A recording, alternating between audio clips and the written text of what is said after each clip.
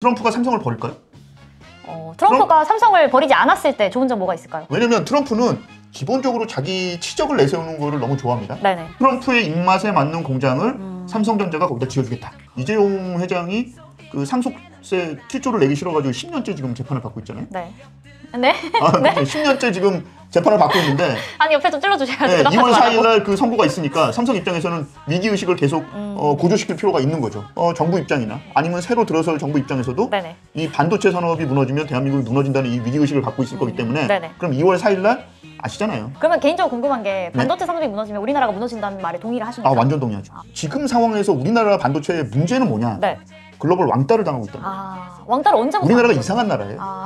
그 외국인들이 보기엔 이상한 나라입니다. 그렇게 빠르게 성장을 해서 선진국에 진입을 했는데 네. 갑자기 대통령 한 명이 군대를 동원해서 친위 쿠데타를 일으키고 나라가 망할 뻔한 그런 희한한 나라거든요. 이런 나라에다가는 그러니까 약간 이 나라는 좀 못 믿을 그렇죠. 수 있겠다. 글로벌 밸류체인에다 넣을 수가 네. 없는 거죠. 근데 더 재밌는 건 뭐냐? 일본이 한국을 좋아한다고요? 일본 한국 싫어합니다. 너무 싫어요. 대만이 한국을 좋아하는 것 같아요? 대만은 일본보다 한국을 더 싫어해요. 윤석열 정부와 국민의힘이 폭망한 건 반도체한테는 굉장한 호재일 수 있습니다. 왜냐하면 윤석열 정부와 국민의힘은 반도체 정책에 대해서는 한 게 하나도 없어요. 심지어 윤석열 정부가 가장 치적으로 내세우는 방산도요. 말만 막 하지 실제로 계약으로 이렇게 떨어진 거는 별로 없다는 거. 미국, 그 다음에 일본, 네. 대만의 글로벌 밸류체인이 자기네들끼리 지금 막 구성이 되고 있다고 그랬잖아요. 그렇죠. 네. 이거는 삼성이 가서 우리 껴줘, 하이닉스가 우리 껴줘 이렇게 할 수가 없는 거예요. 이거는 정권 차원에서 나서야 된다. 우리가 네. 이렇게 이런 부분을 할 테니까 이 정도는 한국에다가 배분을 네. 해라 라고 협상을 해야 되는 거예요. 그러면 말 잘 듣는 대한민국의 삼성전자 지금이 기회인 것인지도 궁금한데 어떻게 보시나요? 그러니까 기회는 많이 열려 있어요. 1,450원이면 1,450원이잖아요 지금 확률이. 그렇죠. 좀 있으면 1,500원대도 갈 수 있다. 네. 삼성전자 실적이 나쁜 게 이상한 거죠. 그러면 제가 내년에는 한번 좀 웃으면서 오프닝을 할 수 있는 날이 오지 않을까요? 오겠죠. 네. 2월 4일 이후에. 자, 경제만담 시작하도록 하겠습니다. 우리나라 속담에 이런 말이 있죠. 고래 싸움에 새우 등 터진다라는 말이 있는데 이번에는 새우 등이 아니라 좀 기세 등등하게 펴질 수도 있을 것 같습니다. 자, 미국과 EU 등 전 세계가 자국 산업 보호주의를 내세우면서 우리나라도 좀 새로운 기회를 모색하고 있는 건데요. 자국 산업을 보호한다는 이 보수적인 경제 정책이 우리나라의 경쟁국인 중국을 겨냥하면서 국내 산업계가 상대적으로 좀 반사이익을 거둘 수 있겠다라는 기대감이 나오고 있습니다. 오늘도 이형진 국장 그리고 김종효 이사와 함께 하겠습니다. 자, 가장 먼저 바이든 행정부가 최근에 확정을 지었던 이 반도체 보조금부터 한번 살펴볼까요? 네. 일단 삼성전자는 원래 9조 얘기를 했었는데 이번에 약간 7조 안 되는 금액을 받으면서 20% 이상의 금액이 감액됐습니다. 네. 그런데 이건 뭐 슬픈 소식이긴 하지만 삼성전자의 투자 금액 자체가 조정되면서 나타난 보조금 감액이라고 봐야 될 것 같고요. 다만 시장에서 좀 우려하는 것은 확정은 해줬기 때문에 아마 주긴 줄 텐데 실제로 집행되는 시기가 트럼프 대통령 시기여서 트럼프 대통령이 실제로 이 지급되는 과정에서 무언가 어깃장을 놓지 않을까. 그러니까 뭐 폐쇄한다든지 아예 없애는 건 불가능할지 몰라도 뭔가 좀 어깃장을 놓지 않을까라는 그런 부담감은 있는 상황이고요. 상대적으로 이제 미국에 투자가 적었던 SK하이닉스도 보조금을 받긴 받았는데 여기는 원래 금액보다 조금 더 받았고 그다음에 추가적인 대출까지 얘기가 되면서 뭐 하이닉스는 그래도 만족할 만한 어떤 성과를 거둔 것이 아닌가 뭐 이런 얘기가 나오고 있습니다. 그래서 우리에게는 어쨌든 불확실성이었거든요. 인텔도 받았고 TSMC도 받았는데 우리는 언제 받아라고 했던 게 어쨌든 바이든 정부 끝나기 이전에 고장을 찍은 것 자체는 긍정적이라고 봐야 될 텐데 삼성은 약간 금액의 아쉬움이 있었고 SK하이닉스는 본격적인 미국 진출이라고 하는 측면에 있어서는 아직까지는 좀 뭔가 거리가 있는 그런 상황이라서 이런 부분들은 좀 차이가 있다고 봐야 될 것 같습니다. 어차피 바이든은 갈 참이니까 트럼프 얘기만 하겠습니다. 네. 트럼프가 삼성을 버릴까요? 트럼프가 삼성을 버리지 않았을 때 좋은 점 뭐가 있을까요? 왜냐면 트럼프는 기본적으로 자기 치적을 내세우는 거를 너무 좋아합니다. 네네. 그래서 1기 트럼프 당시에도 삼성전자 위를 헬리콥터를 타고 날아가면서 그렇죠. 평택을 한번 그렇죠. 훑으면서 저런 아름다운 공장이 미국에 있었으면 좋겠다. 네. 그랬을 때 테일러 공장을 투자를 했었잖아요. 네. 자, 지금 보면 트럼프가 이제 정부가 들었으면 삼성이 투자를 시작하잖아요. 네. 근데 투자한다는 게 2나노예요. 2나노면 최첨단 공정입니다. 네. 2나노 수율 나옵니까 지금? 김정일 회사? 안 나오죠. 안 나오죠. 3나노도 아직 못 그렇죠. 나오죠. 3나노도 안 나와. 5나노도 나온 지 얼마 안 됐어요. 네. 근데 2나노 공장을 거기다 짓는다는 겁니다. 그럼 미래 기술을 거기다가 건다는 거죠. 네. 하겠다는 거예요. 트럼프의 입맛에 맞는 공장을 삼성전자가 거기다 지어주겠다. 그러면 바이든 정부가 끝나도 트럼프가 이 보조금을 주는 데 있어서 시비를 걸지는 않을 것이다. 보조금, 그러니까 이런 거죠. 네. 지금 미국 공장이 원래 이 보조금을 받으려고 했을 때보다 네네. 지금 1.5배 건설 비용이 더 들어간답니다. 최대 1.8배까지. 어. 그럼 거의 2배가 들어가는 거잖아요. 그렇죠. 그럼 미국 공장 짓고 싶겠어요? 안 짓고 싶죠. 비싼데. 예, 네. 하나도 안 짓고 싶은 거예요. 네네. 근데 안 지을 수가 없잖아요. 이미 얘기를 했으니까. 그렇죠. 안 네. 지을 수가 없잖아요. 네네. 그러면 거기다가 최첨단 공장을 지어놓고 네. 트럼프의 치적으로 해서 맞춤형으로 거기다 공장을 지을 가능성이 굉장히 높습니다. 네. 삼성은 그 정도의 그 서로 상호간에 이미 합의가 됐을 가능성이 높아요. 바이든 정부는 이제 뭐 끝났잖아요. 어떻게 보세요? 근데 일단 GAA 공정이라고 네. 해서 3나노 이하부터는 그 TSMC가 아주 잘하고 있는 소위 핀펫이라고 하는 공정에서 좀 더 여러 형태로 맡고 있는 그 다차원 형태의 이 GAA 공정으로 가는데 네. 이걸 삼성이 먼저 시작한 건 맞는데 삼성은 여기서 일단 방향을 못 찾고 있어요. 그러면서 4나노는 이제 간신히 수요를 잡아가고 있고 3나노는 아직도 수요를 못 잡은 단계인데 2나노 공장을 지어서 수요를 잡는 데까지 걸리는 시간이 얼마나 걸릴지는 좀 미지수이기는 하죠. 그래서 뭐 말씀해주신 내용에 대부분 공감하면서도 만약에 이게 근데 성과가 안 나오면 네. 2나노 공장이라고 가져다 놨더니 1년간 예를 들어서 공장 다 지었는데 네. 생산이 전혀 안 돼. 수율이 전혀 안 나와. 네. 그러면 이제 조금 골치 아플 수 있고요. 다만 이제 삼성이 조금 드라이브를 걸어서 원래 삼성이나 TSMC나 모두 최선단 공장은 자국에다 지었는데 이걸 미국에다 짓는 건 어떻게 보면 굉장히 모험이거든요. 그렇죠. 근데 그 모험을 거는 이유는 어차피 지금 엔비디아로 가는 과정에서 HBM에서 한번 절었고 그 다음에 퀄컴 칩이나 여러 칩들에서 삼성은 비메모리가 수주에 계속 실패했기 때문에 네. 어떻게 보면 미국 내에서 해서 가장 보조금이나 이런 것도 잘 받고 실제로 이제 관세 경쟁 없이 미국 업체로 들어가기 위한 최선의 노력을 지금 하는 거 일종의 도박이거든요. 그러니까 이게 성공했을 경우에는 레버리지가 굉장히 클 텐데 네. 만약에 이제 실패하거나 지연됐을 경우에 받을 수 있는 그런 충격도 있다는 점은 우리가 조금 생각하고 들어가야 되는 부분이긴 합니다. 명분 싸움에서는 일단 삼성이 키를 잡았다 이렇게 봐야 되는 거죠. 그렇죠. TSMC는 여전히 최선단 공정을 네. 절대 미국에 안 짓거든요. 그렇게 되면 이제 그 트럼프 입장에서는 삼성이 더 이쁠 수밖에 없어요. 그러면 왜냐면 아시겠지만 대만이나 중국이나 똑같은 차이니즈라고 다 보이기 차이니즈가? 때문에 네. 네. 그놈들과는 상종 못한다. 네. 이런 기저가 이미 미국인들 사이에서는 깔려 네. 있거든요. 저희가 그러면 TSMC 얘기는 조금 이따가 좀 자세하게 한번 나눠보도록 하고 말씀하신 대로 이제 미국에서도 이제 삼성전자와 하이닉스 보조금 확정도 지었고 네.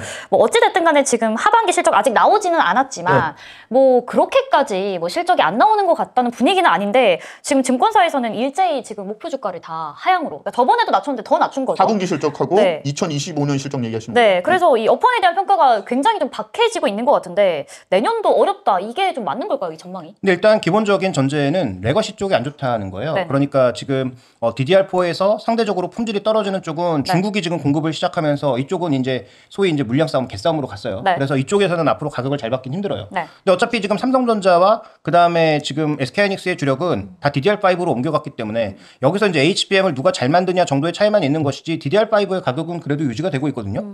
근데 HBM은 여전히 살아있고 AI 쪽은 좋은데 AI를 제외한 나머지 쪽이 탄력이 줄어들 것 같아서 지금 긴장하고 있는 거예요. 그래서 마이크론도 실적을 부진하게 내놨던 건 PC 쪽이나 이 스마트폰 쪽. 그러니까 비율로 보자면 이제 한 433 정도의 비율이 될 텐데 그러면 40%의 AI 쪽은 견조하게 살아있지만 나머지 60%의 수요가 줄어든다라고 예상을 하니까 마이크론도 실적을 좀 깎아버린 거예요. 그래서 폭락을 했고 네. 그러면 우리나라 업체들도 레거시 쪽으로 그다음에 이 PC나 모바일 쪽으로 무조건 들어가요. 그러면 이 수요가 줄어들게 되면 약간의 실적 조정은 필요한데 하이닉스는 아마 제가 보기에 실적에 큰 변화는 없을 것 같고 왜냐하면 레거시 쪽이 좀 줄어든다고 하더라도 네. SK하이닉스는 지금 만드는 DDR5 물량의 거의 대부분이 HBM향으로 가고 있기 때문에 HBM의 물량이 갑자기 뭐 줄어들거나 가격이 급락하지 않은 이상 실적의 변동성이 상대적으로는 적은데 삼성전자는 아직도 중국 물량도 좀 있고 이런 뭐 PC향이라든지 이런 쪽의 물량들이 상대적으로 또 많다 보니까 네. 그와 관련된 충격을 받을 가능성은 일단은 있다라고 봐야 되겠죠. 내년에 아주 좋은 혁신적인 뭐 신제품이 나와서 뭐 그 부분을 뭐 커버해주면 모르되 만약에 그렇지 않다면 뭐 삼성전자는 약간의 실적 변동 가능성은 있다라고 봐야 될 것 같습니다. 네. 그 4분기 실적에서 제가 계속 들었던 이야기는 뭐냐면 그 삼성전자가 충당금을 쌓을 가능성이 있다. 충당금이요? 예. 네. 충당금이라는 게 뭐죠? 충당금은 미래에 발생할 어떤 비용을 미리 쌓아두는 거죠. 미래에 발생할 비용이라는 게 정확하게 삼전 입장에서 어떤 걸 얘기하는 걸까요? 일단 지금 현재 얘기되고 있는 건 비메모리 쪽의 손실 이런 것들로 인한 뭐 충당금일 수도 있고요. 네. 그다음에 지난 3분기에도 이미 이런 일시적인 충당금이 있었어요. 그래서 아마 4분기에도 그와 관련된 충당금일 가능성이 좀 높고 이게 엿장수 마음이랍니다. 삼성전자 입장에서는 네. 충당금을 많이 쌓을 수도 있고 적게 쌓을 수도 있는데 네. 지금 충당금 얘기가 2조가 나오고 있어요. 충당금 2조요? 네. 그러면 이익이 2조가 줄어드는 거거든요. 그러니까요. 이런 짓을 왜 할까요?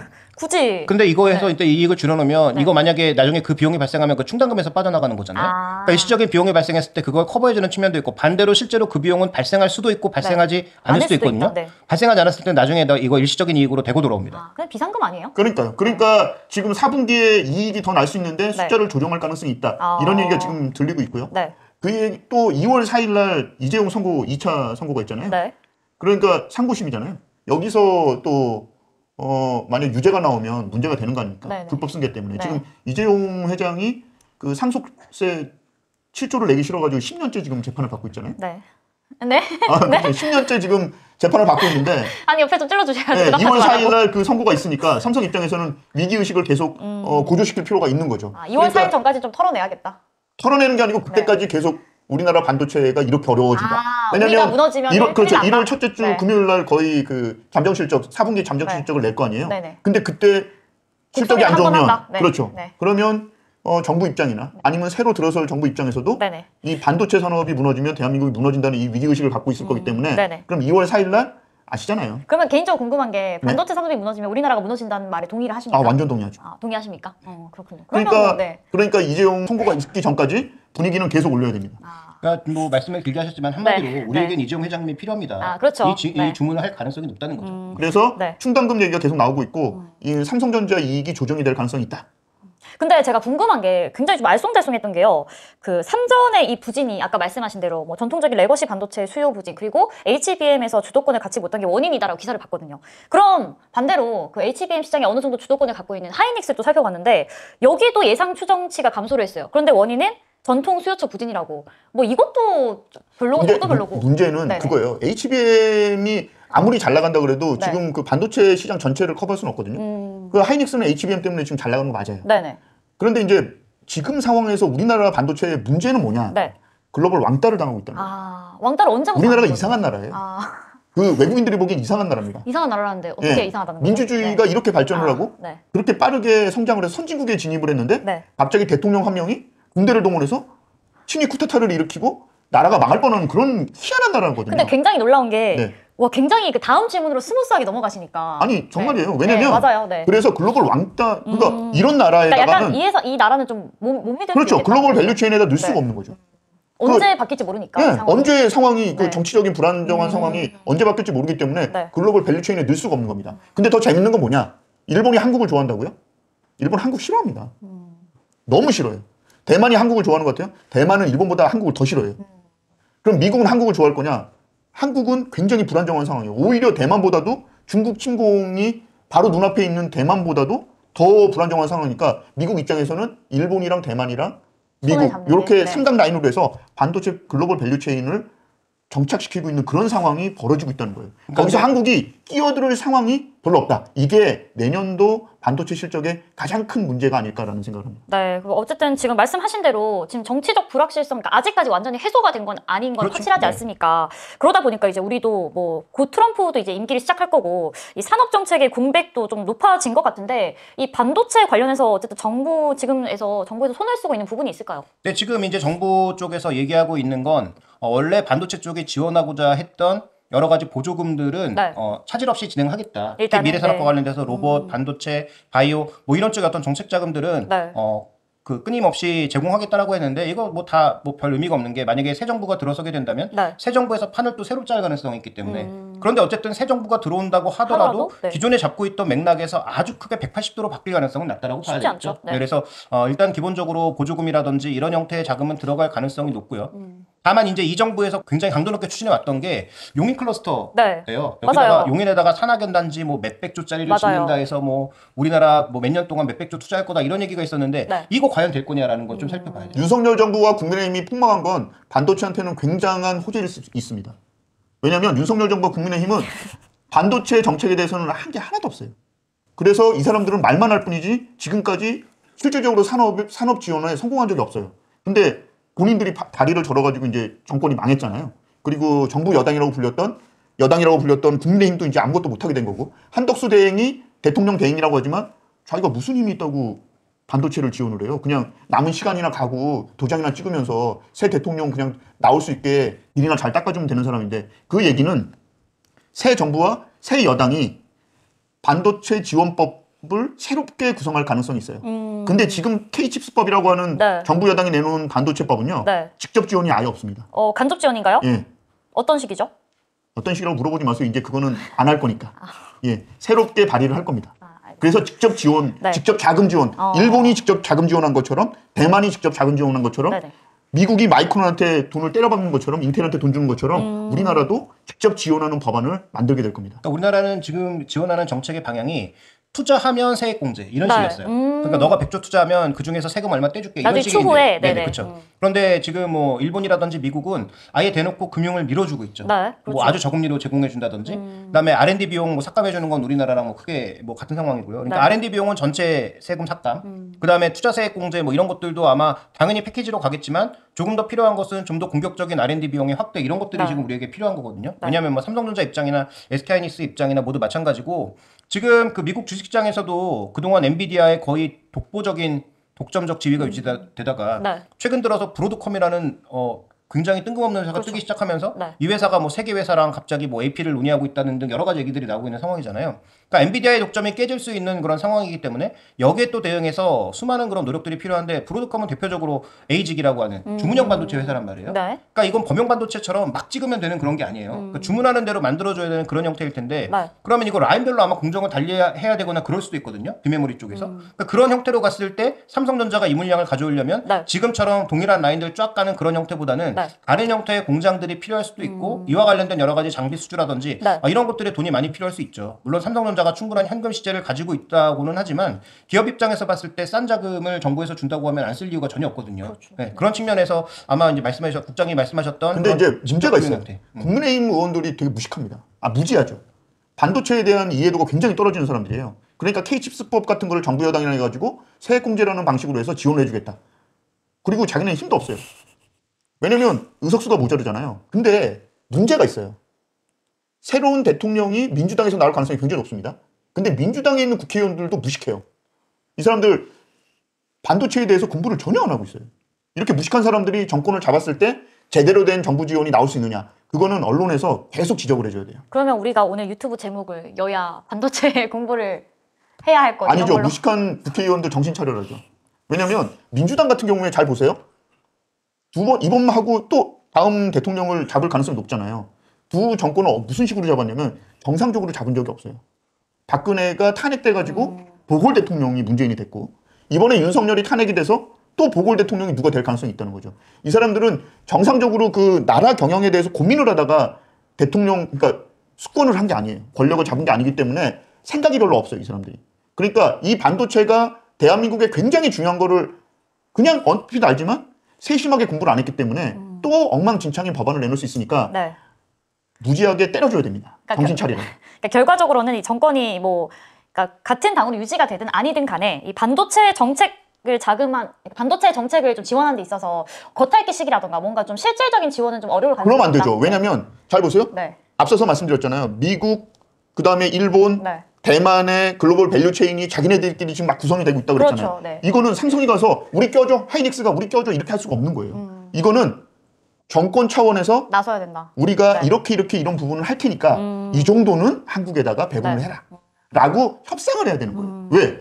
미국은 이제 보세요. 중국이 지금 반도체 수출을 엄청나게 많이 한다고 막 그랬잖아요. 네. 반도체 수출하고는 아무 상관이 없습니다. 트럼프 때는요. 어떤 식으로든지 대한민국이 미국에다가 반도체를 지원하지 못하게 막을 거예요. 수출 아예 못하게. 그러면 우리 대한민국은 그럼 뭘 받아야 됩니까? 뭘 받아내야 될 거 아니에요? 뭔가 받아야겠죠. 그렇죠. 네. 그걸 누가 할 거예요? 대통령이 하고 정부가 해야 되는 거예요. 여당이, 정부 여당이. 네. 근데 그런 생각을 전혀 안 하고 바로 그냥 정권만 잡는다? 그러면 또 하나의 재앙이 오게 되는 거죠. 이거는 삼성이 할 수도 있는 것도 아니고 하이닉스가 할 수 있는 것도 아니에요. 이거는 정권만이 할 수 있는 거예요. 네. 이 지점을 잘 알고 반도체 위기 이것에 대해서 정말 짜여진 정책을 네. 내놔야 된다는 거죠. 협상이 중요할 것 같습니다. 네, 그럼 저희가 다음 부분을 좀 넘어가서 저희가 아까 TSMC 그 중국 얘기를 잠깐 네. 제쳐뒀잖아요. 이제 그걸 좀 꺼내올까 싶은데 일단 중국 본인들의 입장이요. 본인들의 이제 기사에서 올해 1월부터 11월까지 중국 반도체 수출 금액이 사상 최고를 돌파했다라는 그런 내용의 기사를 또 싣기도 했고 어떻게 보면 지금 중국이 이런 대만의 이런 반도체 회사들을 위협하고 있다 이런 얘기가 있는데 이런 부분은 좀 어떻게 봐야 될까요? 근데 이건 뭐 최선단 공정, 그다음에 뭐 네. 고급 반도체는 아니고 네. 저급 반도체. 네. 상대적으로 이제 소구력이 떨어지는 그런 반도체 쪽에서는 앞으로 중국이 이 시장을 그냥 먹는 거예요. 이거 정해진 겁니다. 이거 물량 뭐, 공세? 예. 네. 그래서 LCD에서도 그랬고 여러 산업에서도 그랬던 것처럼 중국의 저가 물량들이 들어오는 건 이건 네. 뭐 그냥 내줄 수밖에 없는 시장이에요. 다만 최선단 공정으로 올 수 있느냐는 다른 문제죠. 미국이 이미 지난 정부 트럼프 정부 때부터 이건 계속 제어하고 있었고 이 바이든 정부가 이어받아서 계속 제어했고 네. 그래서 최선단 공정할 수 있는 EUV는 이미 다 제공되지 않았고요. 그다음에 지금 DUV마저도 지금 제공되지 않는 상황이에요. 네. 그러니까 뭐 이건 중국이 아무리 돈을 많이 들여서 뭐 쿼드 패터닝을 하든 뭐를 하든 해서 뭐 7나노까지 어떻게 간다고 하더라도 네. 지금 5나노, 3나노 이런 식으로 가기는 어렵고요.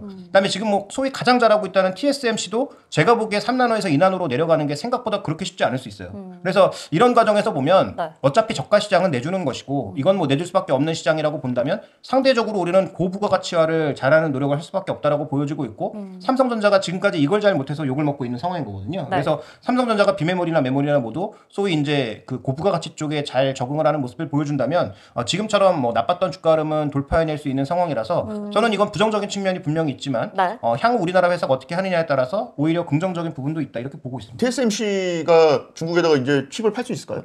이번에 법무부에서 조사를 한 거 아니에요? 샤오미 최신 폰에 그 TSMC 그 칩이 들어가 있어서 법무부가 조사를 하고 만약에 그게 사실로 밝혀지면 니네 제재를 하겠다. TSMC는 중국에다가 칩을 못 팝니다. 네. 그러면 우리나라 팔 수 있을까요? 우리나라도 못 팔아요. 우리나라도 못 팔죠. 네. 그 마이크론 팔 수 있을까요? 인텔은 팔 수 있을까요? 아무도 못 팔아요. 트럼프 정부가 무조건 어떤 식으로든 말 거예요. 네. ASML이 장비를 팔 수 있을까요? 못 팔아요. 그러면 TSMC의 앞길은 어떻게 봐야 될까요? TSMC의 앞길이 아니고 중국 반도체 앞길을 잘 봐야죠. 중국 반도체. 예, 이제 네. 중국 반도체는 네. 아예 딴 나라 사람입니다. 그냥 화성에서 사는 사람. 그러니까 우리와는 별반 상관이 없는. 그렇죠. 네. 미국 거는 별반 상관이 없는. 네. 미국 거는 경쟁하지 않는 아예 화성에서 사는. 미국은 그러니까 니들 알아서 하세요. 네, 미국은 네. 금성이고 네. 다만 우리 금성에서 붙어 먹는 위성에서 나가는 제품 니네는 못 사. 그리고 제품뿐이 아니고 만들 수 있는 기계도 니네는 못 사. 그러니까 아예 그 우주를 잘라버리는 거군요. 그렇죠. 네, 분리시키는 거네요. 네. 금성에서 사는 사람이 화성에 가겠습니까?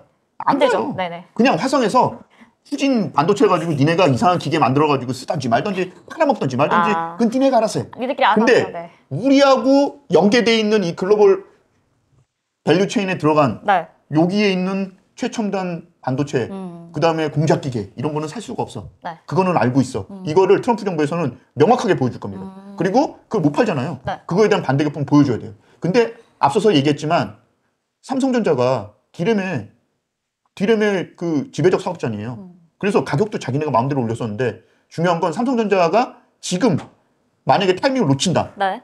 그럼 어떻게 되겠어요? 삼성전자 대체전이 있어요. 마이크론 있잖아요. 그 상황이 안 오게 네. 새 정권이 그다음에 새 국회가 네. 새 여당이 그리고 기업들이 총력전을 벌여야 되는 그 상황이 지금 발생을 한 거예요. 근데 장기적으로 문제는 중국이 그러면 그럴수록 스스로 독립하고자 하는 의지는 점점 강해질 거예요. 네. 그러니까 우리가 중국을 무시하면 안 되는 가장 결정적인 이유는 여기는 목표점을 정해놓으면 그 목표점까지 가는 데는 세계 그 어느 국가보다도 빠를 수 있어요. 그러니까 예를 들어서 지금 민주주의 국가, 자본주의 국가에서는 효율성 따지고 네. 그 다음에 이게 되는 사업, 안 되는 사업을 따지잖아요. 근데 공산주의 국가는 목표를 정해두고 국가의 자원을 여기다 총량 투입하겠다라고 하면 거기까지 도달은 할 수 있죠. 그러니까 뭐 소위 자본주의 국가에서는 창의적인 거 나오고 새 제품들 나오고 이런 거는 자유롭게 나올 수 있지만 어떤 목표를 정해주고 그 목표를 달성하는 데 있어서는 뭐 반대가 있을 수 있고 그다음에 여러 가지 그 의견들이 얽히고 설키면서 네. 이 목표를 달성하는 데는 오히려 시간이 더 지연될 수 있습니다. 트럼프는 어차피 그렇게 가겠다고 이야기를 한 거고 네. 대만은 미국한테 굉장히 그 전략적으로 중요한 나라이기 때문에 네. 지금 그렇게 믿고는 있지만 TSMC를 밀어주고는 있지만 네. 결국 가장 믿을 만한 데는 한국이란 말이죠. 그렇죠. 그것을 버릴 수는 없어요. 왜냐면 대만도 어쨌든 차이니즈. 그래요. 그러니까. 네. 언제 침공을 당할지도 모르고 그다음에 거기다가 뭐 무기를 막 제대로 팔 수 있는 것도 아니고 네. 근데 제일 말 잘 듣는 게 대한민국이란 말이죠. 그러면 말 잘 듣는 대한민국의 삼성전자 지금이 기회인 것인지도 궁금한데 어떻게 보시나요? 그러니까 기회는 많이 열려 있어요. 네. 아까도 말씀드렸다시피 지금 엔비디아가 독점하고 있는 이 AI 서버 시장에서 도전자들이 계속 나오고 있잖아요. 네. 물론 그 도전자가 엔비디아를 이길 거라는 확신은 아직은 없습니다. 그런데 지금 브로드컴을 축으로 해서 하나 모이고 있고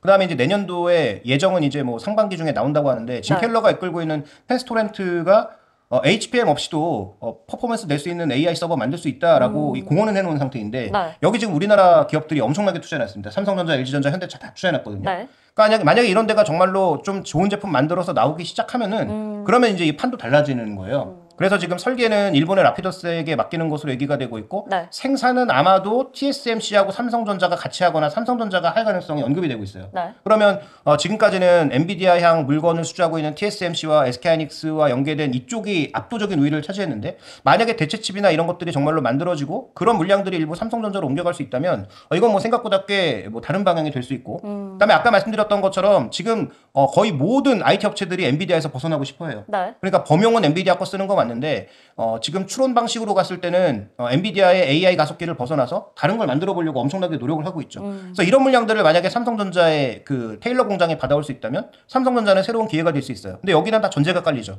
삼성전자가 잘해야 된다는 전제가 깔리는 겁니다. 그래서 네. 삼성전자가 이제부터 정신 차리고 소위 가격 싸움이 아니라 기술 싸움으로 정말로 나아가서 네. 기술 싸움에서 일정 부분의 성과를 거두게 되면 지금의 주가는 언제 그런 주가가 있었지라고 생각할 정도로 빠르게 올라갈 수 있는데 네. 다만 그 과정을 지금 스무스하게 갈 수 있느냐는 좀 더 검증이 필요한 것 같습니다. 삼성전자가 정신을 차리고 어떻게 좀 잘 도약을 해볼 수 있을까요? 아니 지금 다들 그 얘기를 하잖아요. 네.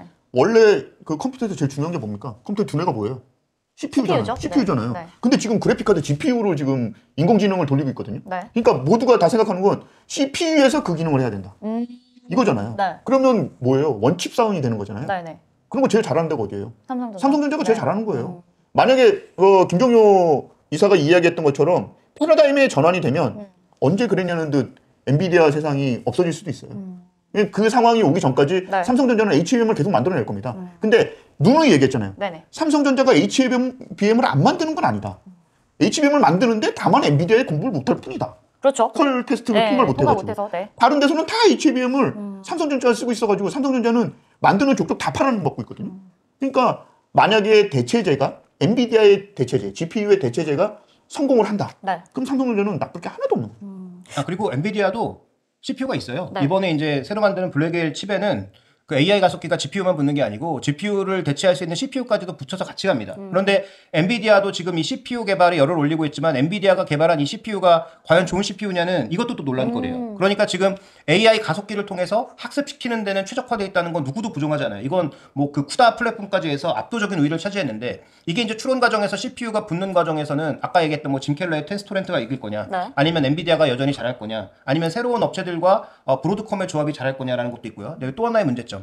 지금 이 AI 서버의 가장 큰 문제는 통신입니다. 통신 속도도 같이 올라와야 돼요. 네. 그런데 지금 정도의 통신 속도로는 AI의 처리가 안 됩니다. 그래서 그 부분을 우리가 또 간과하고 있는데 네. 결국은 우리가 생각하는 AI 시장이 정말로 오기 위해서는 통신망의 발달, 그다음에 서버 간 통신의 발달, 네. 그다음에 CPU와 GPU의 고른 발달, 그다음에 뭐 메모리 속도의 상승 다 필요하거든요. 여러 가지가 받쳐줘야겠네요. 그렇죠. 그래서 네. 이게 어느 하나가 잘 된다고 다 되는 건 아니니까 좀 더 우리가 시간의 여유를 두고 아직도 삼성전자에게 기회는 있다는 점도 잊으시면 안 된다. 이렇게 말씀드리겠습니다. 그럼 마지막으로 하이닉스도 좀 여쭤봐야 될 것 같은데 여전히 내년에도 HBM의 최강자로 군림을 할 수 있을까요? 네, 아직까지는 그렇다고 봐야 되겠죠. 결국은 퀄 테스트 통과가 안 되는 이유가 소위 이제 코어스라고 하는 지금 엔비디아가 쓰고 있는 엔비디아 TSMC가 쓰고 있는 이 코어스 칩을 만들 때 그 단계에 있어서 퀄 테스트가 통과가 안 된다는 얘기거든요. 네. 그러니까 이건 아직까지는 하이닉스가 거의 독점적 형태로 가고 있고 거기에 마이크론이 조금 붙어가고 있는 상황이기 때문에 뭐 당분간은 여기서 크게 벗어날 가능성은 없는데 네. 말씀드렸던 것처럼 뭐 내년 상반기 말 하반기 초 정도에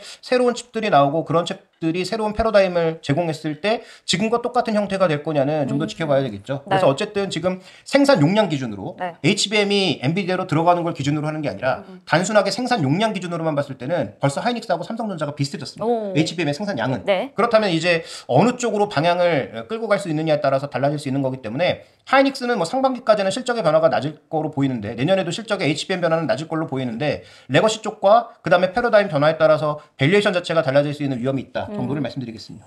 네, 반도체 패러다임의 변화가 빨리 오기를 우리가 한번 기대해 봐야 될 것 같습니다. 1,450원이면 1,450원이잖아요, 지금 환율이. 그렇죠. 좀 있으면 1,500원대도 갈 수 있다. 네. 삼성전자 실적이 나쁜 게 이상한 거죠. 그러면 제가 내년에는 한번 좀 웃으면서 오프닝을 할 수 있는 날이 오지 않을까요? 오겠죠? 네. 2월 4일 이후에. 네, 저희가 준비한 내용은 여기까지입니다. 고맙습니다. 고맙습니다. 구독! 좋아요. 알림 설정. 열심히 살겠습니다! 기업들은 긴장해 국민의 목소리 거리에서 울려 퍼져 우린 다시 일어설 거야 위기 속에서도 강해질 거야 한국의